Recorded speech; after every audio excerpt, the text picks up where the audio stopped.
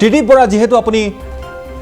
উৰিয়াম ঘাটৰ উচ্ছেদস্থলীত উপস্থিত আছে ইতিমধ্যে আমি জনাইছো যে সম্পূৰ্ণৰূপে প্ৰশাসন খস্তম হৈ আছে সম্ভাৱ্য প্ৰতিবাদ বা উচ্ছেদ অভিযানত বাধা দিবলৈ চেষ্টা কৰা যিকোনো লোককে দমন কৰিবলৈ খস্তম হৈ আছে আৰক্ষী প্ৰশাসন আৰু ইতিমধ্যে আজিৰ দিনটো যেহেতু ডেডলাইন উকলি গৈছে আজি শেষ দিন আছিল প্ৰশাসনে যি সময়সীমা বান্ধি দিছিল কিন্তু খবৰ আহিছে যে প্ৰায় 70% বেদখলকাৰীয়ে এই মুহূৰ্তলৈকে বনাঞ্চলখন ত্যাগ কৰিছে বাকি 30% কিন্তু এতিয়াও আকুৰগু স্থিতিত আছে এই মুহূৰ্তত আপোনাৰ জৰিয়তে সমগ্ৰ পৰিৱেশটো আমি দৰ্শকসকলক দেখুৱাব বিচাৰিছো ত্ৰিদীপ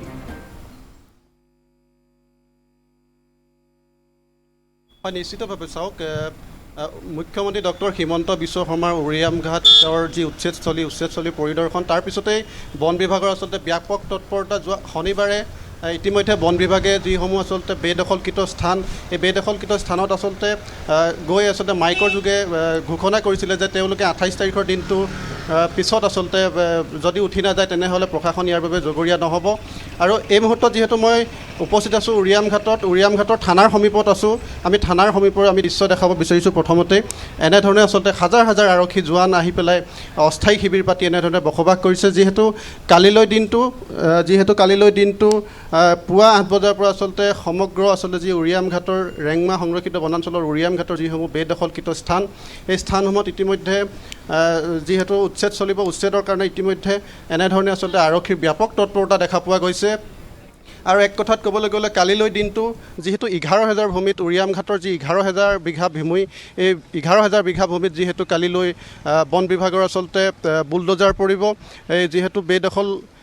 যিসমূহ আচলতে বেদখলকৃত স্থান তাত আচলতে প্ৰশাসনে প্ৰায় এই থানাৰ পৰা কিছু নিলগত আচলতে এখন ফিল্ডত প্ৰায় শতাধিক বুলডোজাৰ ইতিমধ্যে খাৰা কৰি ৰখা হৈছে কালিলৈ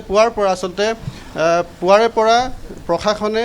এই স্থানসমূহত বুলডোজাৰ চলাব আমি কিছু সংখ্যক ইয়াত লোকো উপস্থিত আছে আমি তেখেতলোকৰ পৰা আমি জানিবৰ কাৰণে চেষ্টা কৰিম কি ক'ব আচলতে বহু জল্পনা কল্পনা অন্তত দেখা গৈছে যে কালিলৈ দিনটো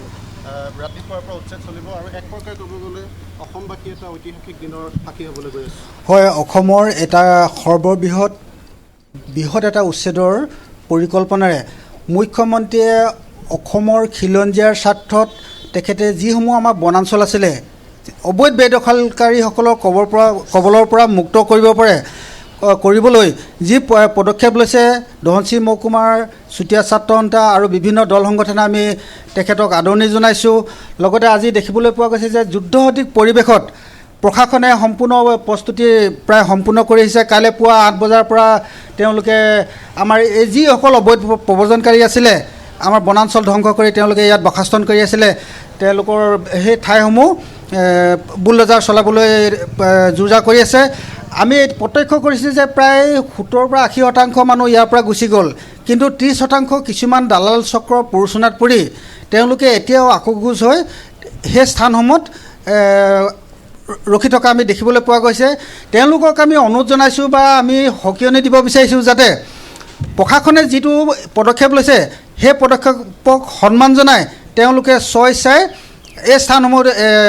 এৰি তেওঁলোকৰ নিজৰ পূৰ্ব য'ত আছে স্থান তেওঁলোকে তালৈ গুচি যাওক আৰু যাতে আমি প্ৰশাসনক অনুৰোধ জনাইছোঁ এই ঠাইসমূহত খুব শান্তিৰে যাতে উচ্ছেদ কাৰ্যসূচী সমাপন কৰিব পাৰে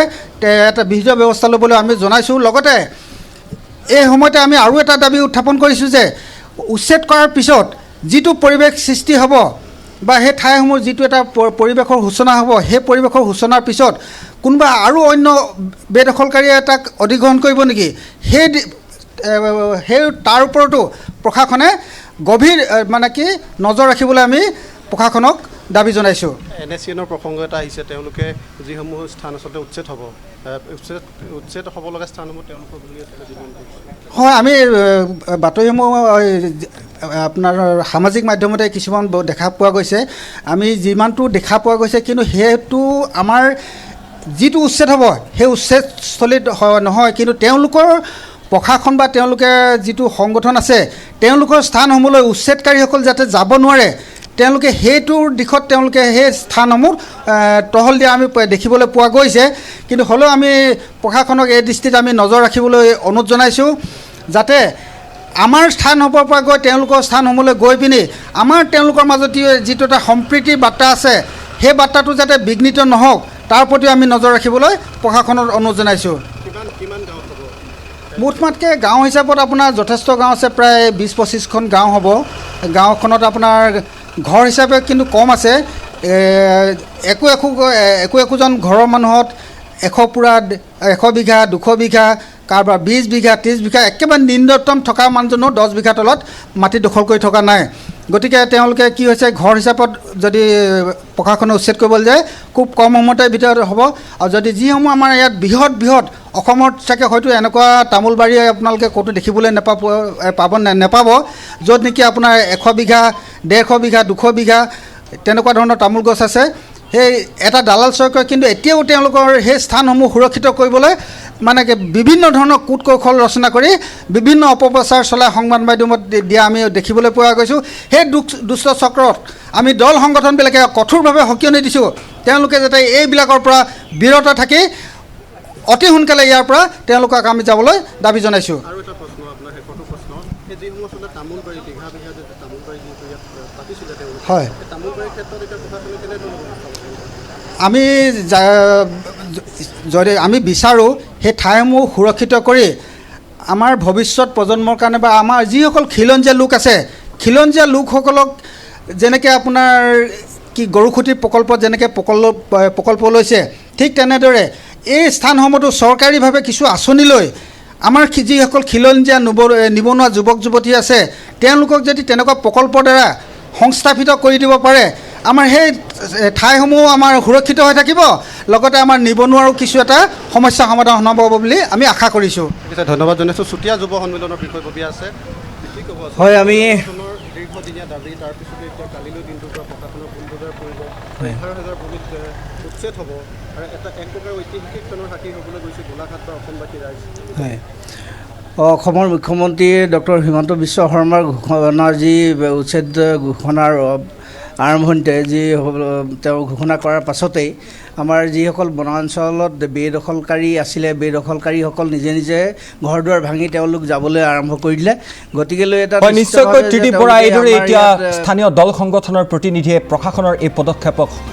সমৰ্থন জনোৱা পৰিলক্ষিত হৈছে। আৰু আনফালে সহস্ৰাধিক আৰক্ষী বনকৰ্মী, CRPF জোৱানে বাহৰ পাতি কাইলৈ চলিবলগীয়া বৃহৎ উচ্ছেদ অভিযানৰ বাবে সাজু হৈছে। একেদৰে এইদৰেই শ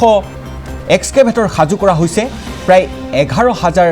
বিঘা ভূমিত বৃহৎ উচ্ছেদ অভিযান চলাবলৈ গোলাঘাট জিলা প্ৰশাসন। ত্ৰিদীপ বৰা, এই মুহূৰ্তত আপোনাক ধন্যবাদ জ্ঞাপন কৰিছোঁ।